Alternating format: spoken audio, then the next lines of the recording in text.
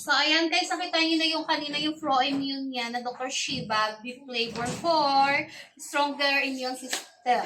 So, ngayon guys, habang naliligo siya, late na itong shampoo niya. Ito naman po, I'm not sure po, ito na ba yung shampoo niya. In-order ko rin po ito sa TikTok. Ayan, naini ng try, commercial. Ito guys, buksan natin. Tinamad ako umakit sa taas para kumuha ng gunting. Sakit ka naman ang kamay ko, guys. So, ayan.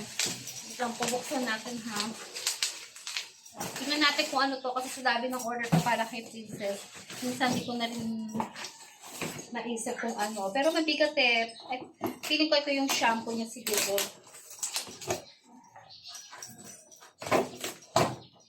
Katakot yung gamit. Ayan. Baliktad. Oh my God.